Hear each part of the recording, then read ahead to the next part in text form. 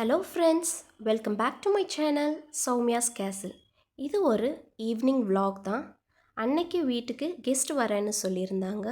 So அவங்களுக்காக dinner சப்பாத்தியும் Chettinad chicken கிரேவியும் தான் செய்ய போகிறேன். காலேஜ் முடிஞ்சு ரிட்டன் வீட்டுக்கு வரும்போதே சிக்கன் வாங்கிட்டு வந்துட்டோம். வழக்கம் போல் வந்ததும் சூடாக ஒரு கப் டீ போட்டு குடிச்சிட்டு உடனே டின்னர் ஒர்க்கை ஸ்டார்ட் பண்ணிட்டேன். ஸோ ஏர்லியராக டின்னர் ஒர்க் எல்லாம் முடிச்சிட்டோம்னா கெஸ்ட் வரும்போது அவங்களோட டைம் ஸ்பெண்ட் பண்ணலான்னு ஸ்டார்ட் பண்ணிட்டேன். இந்த செட்டிநாடு சிக்கன் கிரேவிக்கு வந்துட்டு நம்ம ஃப்ரெஷ்ஷாக மசாலாஸ் எல்லாம் ஃப்ரை பண்ணி கிரைண்ட் பண்ண போகிறோம். ஸோ டேஸ்ட்டு ரொம்ப நல்லாயிருக்கும். இது சப்பாத்தி கூட மட்டும் இல்லாமல் இட்லி, தோசை, சாதத்துக்கூடையும் ரொம்ப நல்லாயிருக்கும். ஒரு டைம் சிக்கன் வாங்கினீங்கன்னா இந்த மாதிரி ட்ரை பண்ணி பாருங்கள். ஸோ மசாலாஸ் எல்லாம் நம்ம ஃப்ரெஷ்ஷாக தான் அரைக்க போகிறோம். ஸோ அதுக்கு வந்துட்டு ட்ரை இன்க்ரீடியன்ட்ஸ் எல்லாம் ஹோல் ஸ்பைசஸை ட்ரை ரோஸ்ட் பண்ணி எடுத்து வச்சுட்டு ஆனியன், டொமேட்டோஸை மட்டும் கொஞ்சம் ஆயில் விட்டு ஃப்ரை பண்ணி எடுத்து வச்சுக்கிட்டா நல்லாயிருக்கும். ஸோ மசாலா வந்து ஆறுறதுக்குள்ளே சப்பாத்தி மாவையும் பிசைஞ்சு வச்சுட்டேன்.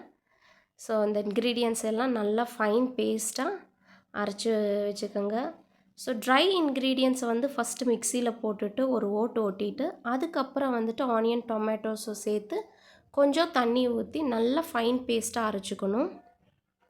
ஸோ இன்க்ரீடியன்ட்ஸோட லிஸ்ட்டை வந்து டிஸ்கிரிப்ஷன் பாக்ஸில் கொடுக்குறேன், செக் பண்ணிக்கோங்க. ஸோ மசாலா ஃபைன் பேஸ்ட்டாக அரைச்சதுக்கப்புறம் குக்கரில் எண்ணெய் விட்டு பே லீஃப், கல்பாசி, கொஞ்சம் கருவேப்பிலை போட்டு பொரிஞ்சதும் சிக்கனை போட்டுருங்க. சிக்கன் கூடவே கொஞ்சம் மஞ்சத்தூளும் போட்டுட்டு ஒரு 2 டேபிள் ஸ்பூன் இஞ்சி பூண்டு பேஸ்ட் போட்டுட்டு நல்லா மிக்ஸ் பண்ணிக்கோங்க. மிக்ஸ் பண்ணதுக்கப்புறம் நம்ம ஃப்ரெஷ்ஷாக கிரைண்ட் பண்ணி வச்சுருக்கிற மசாலாவை அதோட சேர்த்து நல்லா பிரட்டி விட்டுக்குங்க. கூடவே இந்த டிஷ்ஷுக்கு தேவையான உப்பையும் சேர்த்துக்குங்க. மசாலா வந்து நம்ம எல்லாம் ஹோல் ஸ்பைசஸ் எல்லாம் போட்டு வெங்காயம், தக்காளி எல்லாம் தேங்காயும் கூட சேர்த்து போட்டிருக்கிறதுனால கொஞ்சம் கெட்டியாக தான் இருக்கும். ஸோ கிரேவி உங்களுக்கு எந்த அளவுக்கு வேணுமோ அந்த அளவுக்கு நீங்கள் வந்து வாட்டரை ஆட் பண்ணிக்கோங்க.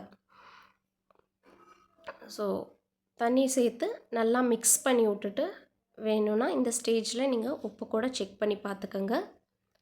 ஸோ நல்லா கொதி வந்ததும் குக்கரை போட்டு ஒரு 3 விசில் விட்டிங்கனாலே போதும். மசாலாஸும் சிக்கன் எல்லாம் நல்லா குக் ஆகிட்டு கிரேவி வந்து சூப்பராக ரெடி ஆகிடும். ஸோ நான் விசில் வர்றதுக்குள்ளே சப்பாத்தியும் ரெடி பண்ணிடலான்னு சப்பாத்தி தேய்க்க ஸ்டார்ட் பண்ணிட்டேன். ஸோ எப்போவுமே சப்பாத்தி செய்யும்போது டேபிள் டாப் மேலே ஒரு நியூஸ் பேப்பர் போட்டுட்டு செஞ்சிங்கன்னா நான் எப்போவுமே மாவு பிரட்டி தேய்க்கும்போது வந்து அங்கெல்லாம் ஃபுல்லாக ஸ்ப்ரெட் ஆகும். ஸோ அப்போ வந்துட்டு நமக்கு வேலை ரொம்ப ஜாஸ்தியாக இருக்க மாதிரி இருக்கும். இந்த மாதிரி நியூஸ் பேப்பர் ஏதாவது போட்டுட்டு அது மேலே வச்சு தேய்ச்சிங்கன்னா க்ளீன் பண்ணும்போது ஃபைனலாக அந்த நியூஸ் பேப்பரை மட்டும் எடுத்துகிட்டு சும்மா ஒரு வைப் பண்ணால் போதுமானது, க்ளீன் ஆகிடும். ஸோ நான் இப்போ இன்றைக்கி சிக்கன் செய்கிறனால எப்படியும் ஃபுல் கிச்சனையும் க்ளீன் பண்ணுவேன்னு ஸோ அப்படியே தான் போட்டுக்கிட்டேன்.